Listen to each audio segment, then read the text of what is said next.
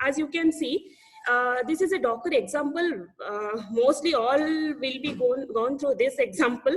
As let's consider about one online shopping. You can see that in online shopping there will be very separate, like microservices will be there, which will be like for your user accounts, product catalogs, and order processing and shopping carts and all these things. So now let's understand, before going to this example, what do you mean by microservices?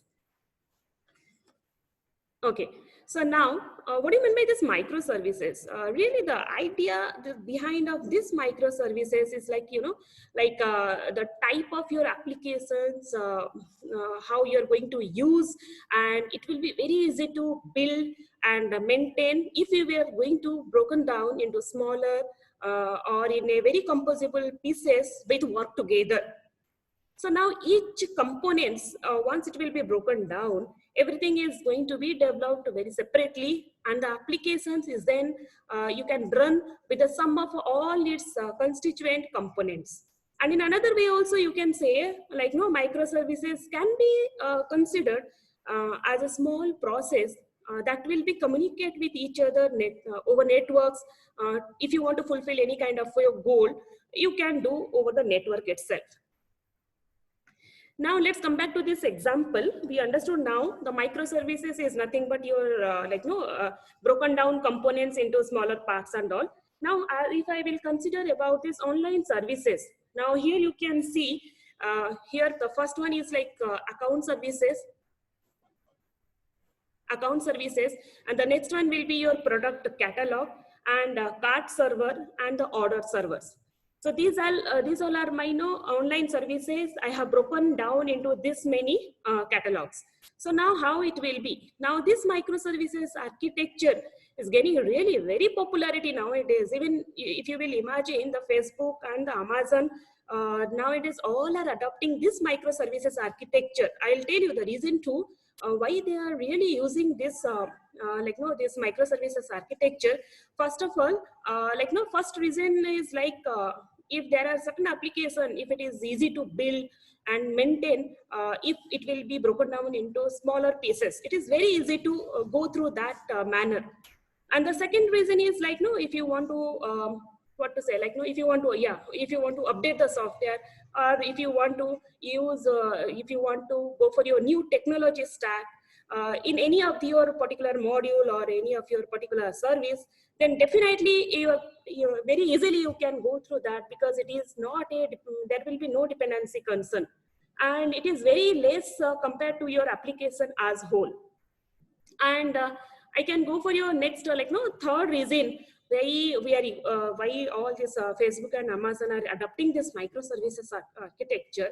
That is like, in suppose if one of my module goes down in case, now what will be?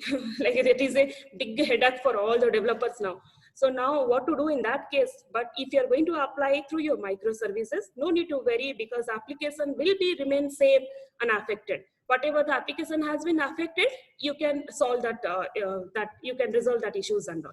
I feel now you all have a clear idea about your microservices and how this online shopping services is using. I will be showing you tomorrow by using these online shopping services in Myntra, actually how they are going to use this Docker Compose term and how they have done in that Myntra website. Tomorrow we are going to have the session on that only. So you'll have one more clarity how this online services has been adopted with your microservices and with your Docker Compose.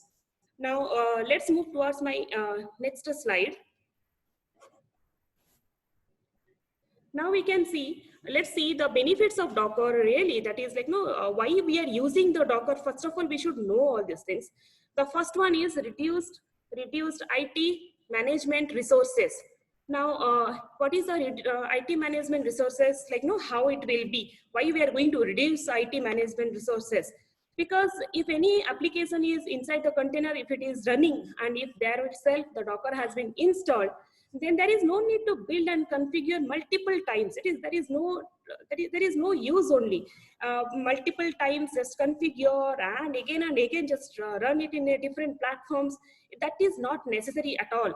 if you can run in one system itself. So that even itself, it's going to reduce my IT management. Now, what about the next one? That is my less code to transfer. Yes, definitely. As I'm using my container, that is a first benefit. As I'm using my container, by using this Docker, you can test all your applications inside this container. Now, it means that the environment, wherever you have tested, it will be very identical to your application, and you are going to run it in your production side. What about your next point is your migrate and upload the workloads. So now, if the code is in Amazon EC2 or in Google Cloud platforms, now it can be pulled to VirtualBox and can run it very easily. Because in actually this VirtualBox, more in detail, we will be helping you out in our next sessions, in our hands-on session. That is a software which we are going to load it. It is open source too. And we are going to see how this migration part can be taken care. Now, the next one will be the version control. Like your GitHub, it has its own inbuilt control system. So what the Docker container will work like, Git repository and allow to commit. This one will allow to commit if any changes you made in your Docker image or in the Docker version. So it will have whole and sole responsible, and with all the controls, how you are going to change it. Now the last one is like quicker spinning of apps. So how we are going to how we are going to do it.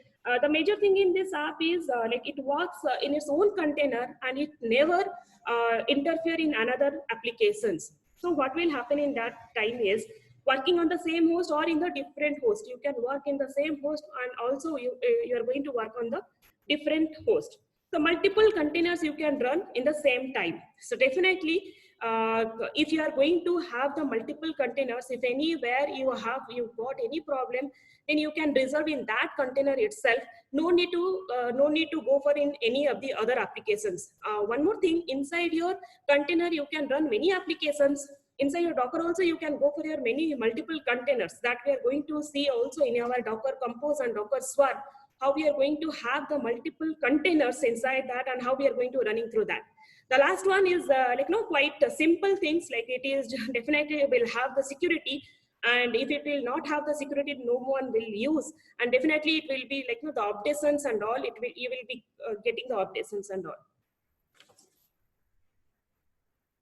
So now let's see the pros and cons of the Docker. The first one, the pros will be, it does not affect any of the host system, because as it is having the own operating system, if any of the, as I told you before, if anywhere you got any of the any of the application failure, you can go through that and solve that issues. No need to, definitely it will not affect your host system. And it is very easy to deploy and very easy Docker files. There are very simple commands which already we have been used in our till now we have been already used. So it will have very easy Docker file to deploy, and it will have the image layer system, because we are going to create our Docker images. So now what will be the cons? Definitely if we have three pros, definitely we should have at least 2 cons. How to overcome of that also, we have the solution for that. The man who said the configuration, definitely he should know all the system configurations, otherwise it will be quite difficult to go through that. And in case, the next one is in case if you have, it is hard to handle with when the daemon turns into the defunctional state. Suppose if your server will be in the defunctional state, definitely you can't send any of the message from your Docker clients to your Docker daemons. You need to be in the active state. So that we have to be taken care.